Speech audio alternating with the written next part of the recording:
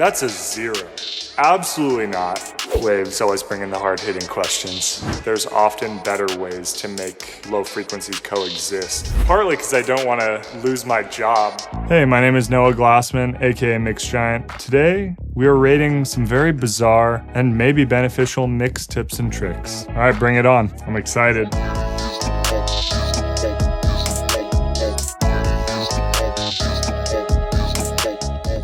Okay, Noah, rate these mix tricks. 10 for great, 0 for garbage, and anything in between. Question 1. High pass everything. Absolutely not. 0. I hate that one. I feel like there's so much incredible information down there, and if you're soloing every track, maybe you're gonna think you need to cut it all out, but in the context of the whole mix, usually that stuff is helping you out. So there's times where it needs it, but I'll move it to a 1 out of 10 because I think it's just a silly absolute.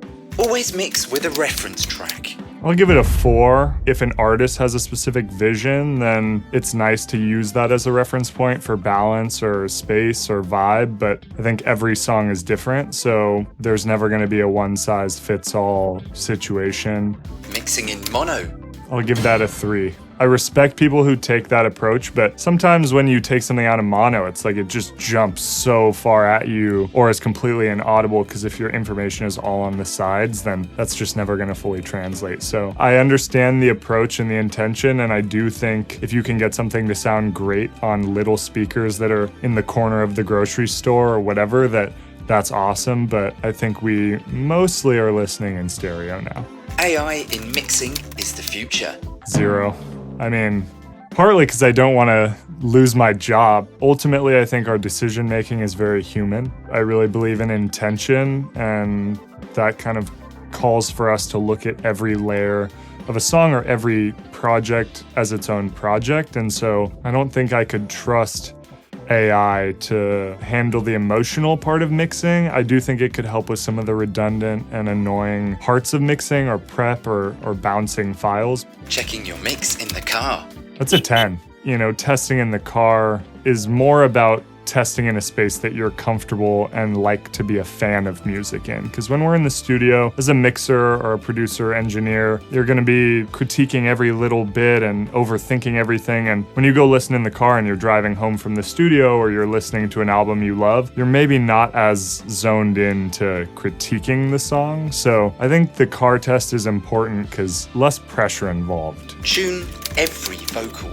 I guess a 1 because I don't do that. It also depends if you're a tracking engineer or you're a mixing engineer or producer. Like if someone sends me a song to mix, I'm never tuning it unless they ask me to. I'm not going to take that liberty of changing someone's performance. If they ask me to do it, I'll do it. And if I'm recording a project, then maybe it's more likely that I'm tuning most of it. But if you get everything so robotic and sharp and even, it kind of takes some of the human element out of it.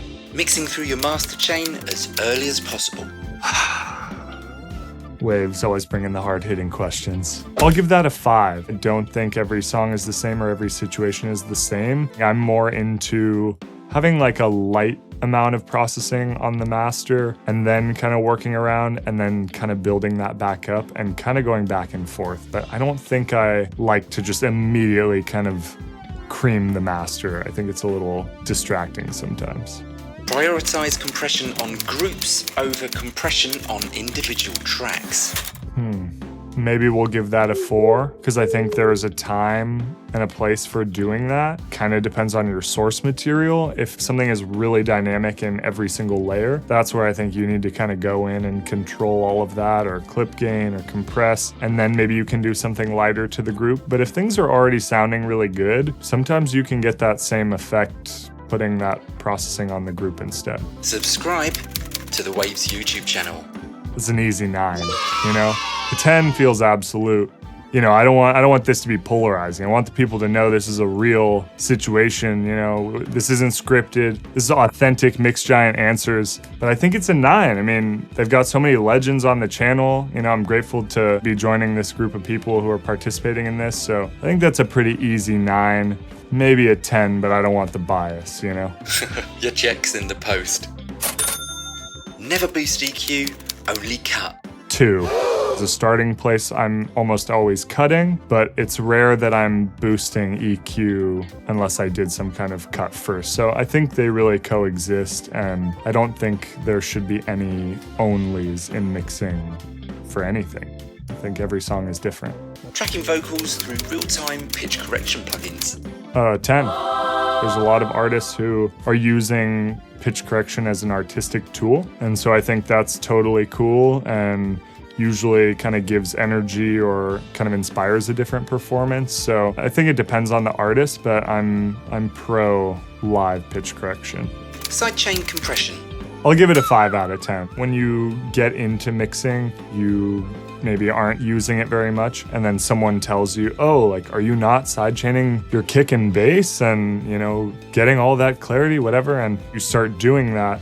And then you realize after the fact, actually, like, they were just out of phase with each other, or I just need to pick a better sound. There's often better ways to make low frequencies coexist. If the mix sounds good on AirPods, it'll sound good on anything. I'll give it an 8. I've mixed songs entirely in AirPods when I've had to, and I'm usually pretty happy with the result, but when I listen on speakers, maybe it's just not quite the EQ that I would want to be hearing. Most people are listening on AirPods, they sound good, they're fun to listen to music on, and I think if you can adjust your ear palette and kind of prepare for doing work on AirPods, then you can get a really good result.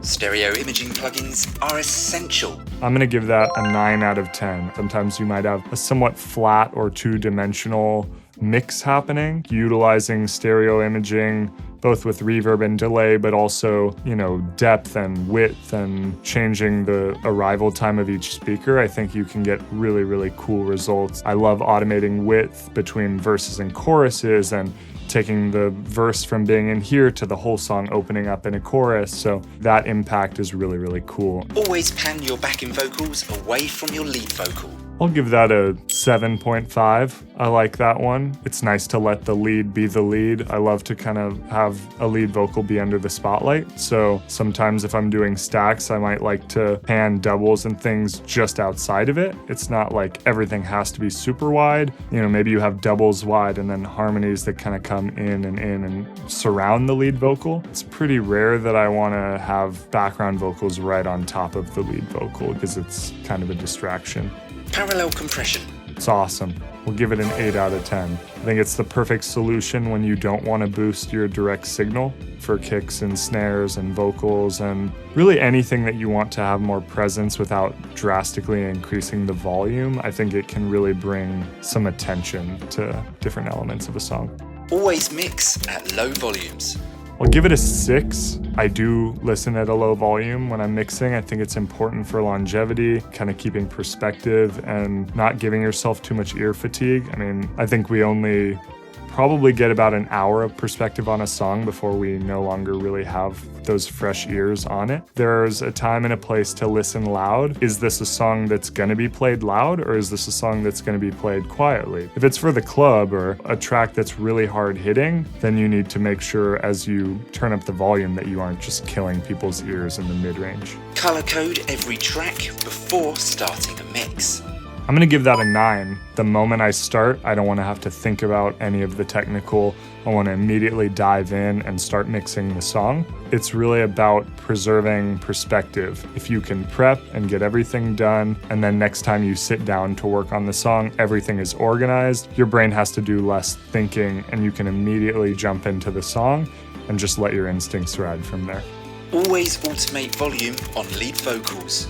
I'm going to say this one is a 3 or a 4. I wouldn't say I'm riding a fader all the time, and I feel like lately I've been feeling more pressure to do that, but if something sounds really good in a mostly static situation and you can get away with automating section to section, or I do a lot of clip gaining before I hit a compressor, so I level out all the vocals word by word before I even put a plugin on them. So at that point, I'm not usually feeling like I need to go crazy with the automation because every part of the song is already feeling level before I'm even putting processing on it. LUFS are overrated. Oh, man. You might be surprised by my answer, honestly. I'm going to give this one a 4.